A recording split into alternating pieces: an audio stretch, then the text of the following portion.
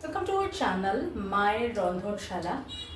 আজকে মার রেসিপি হচ্ছে কোনো একটা ফিশের রেসিপি, সেটা হচ্ছে পাবদা ফিশ। এই যে ফিশ মা ভেজে রেখে দিয়েছে অলরেডি, নুন হলুদ দিয়ে ভেজে রেখে দিয়েছে।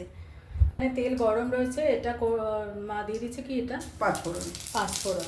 আচ্ছা, আমরা তো অনেকেই মানে সবাই প্রায় সর্ষে পাবদা বা পোস্ত পাবদা, সর্ষে পোস্ত একসাথে পাবদা, দই পাবদা, আলু বেগুন বড়ি দিয়ে পাবদা, এরকম সবই খেয়েছি। আজকে সেরকমই ধরনের হবে, কিন্তু তার মধ্যে একটু আলাদা ইনগ্রিডিয়েন্টস দিয়ে হবে।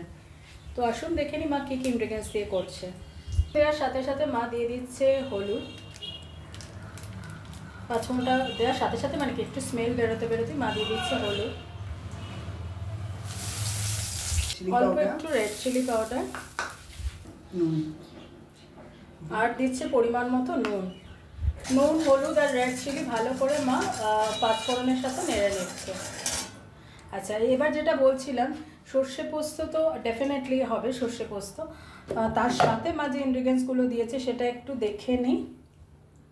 এর মধ্যে রয়েছে সর্ষে পোস্ত, কাজু, চারমগজ, আর কি দিয়েছো মা? কাঁচা লঙ্কা আর অল্প একটু নুন, তাই তো? মানে মেনলি হচ্ছে ব্যাপারটা সর্ষে পোস্ত আছে, কিন্তু সর্ষেটা খুব কম আছে, পোস্ত, কাজু, চারমগজটাই বেশি রয়েছে। মা তুমি ইনগ্রিডিয়েন্টসগুলো রাখবে বলেছিলে থালায়, ভুলে গেছি। যাক, আমি তাও আইডিয়া করে বলে দিচ্ছি, মানে 4 চামচ যদি কাজু থাকে মা, বড় চামচটা, আচ্ছা 4 চামচ, মানে 4 চামচ কাজু হলে 1 চামচ সর্ষে, তাই তো মা? আর পোস্তও 4 চামচ, চারমগজও 4 চামচ। আচ্ছা, সেটা হলো কাঁচা লঙ্কা, নুন, আর এখানে এটা কি? দই। এবার এখানে মা দইটা এই মশলার মধ্যে দিয়ে দিচ্ছে।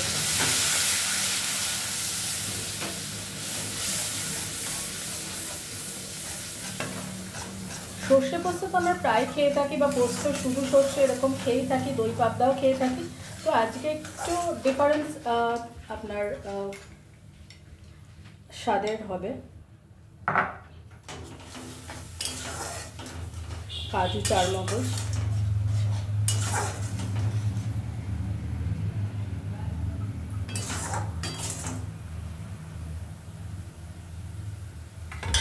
নাড়ছে, তেলও রিলিজ করতে শুরু করে দিয়েছে, কালারটা শুধু এসছে দেখুন, এখনও তো মেন ইনগ্রিডিয়েন্টসগুলো পড়েনি।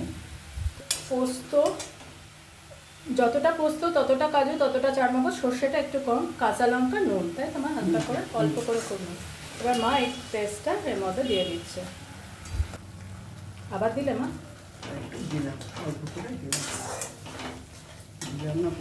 দিচ্ছ তো দেখুন, মেন যে ইনগ্রিডিয়েন্ট যেটা দিয়ে করছে, একটু স্বাদ বদল হবে, এটা খেতে টেস্টও হবে, যেহেতু চারমগজ আর কাজুটা করেছে, তার জন্য আপনার সর্ষে পোস্তর সাথে এটাও কিন্তু টেস্টটা খুব ভালো হবে। আর সর্ষের পরিমাণটা এখানে কিন্তু কম হবে।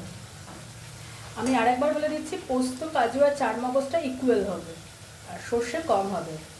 তো দেখুন চারপাশ থেকে তেল রিলিজ করতে শুরু করে দিয়েছে, আর এখানে ভেজে রাখা পাবদা মাছগুলো মাখিয়ে দিচ্ছে।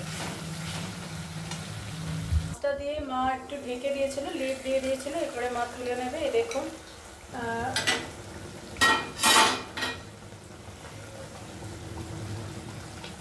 হয়ে গেছে।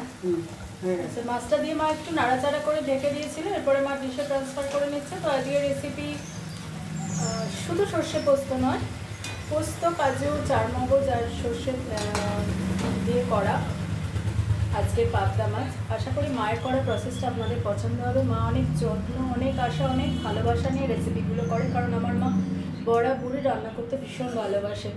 মার এই চেষ্টাটায় আপনারা প্লিজ আমাদের পাশে থাকুন, আমাকে আর মাকে আশীর্বাদ করুন, যাতে আমি আর মায়ের চ্যানেলটাকে নিয়ে অনেক দূর এগোতে পারি।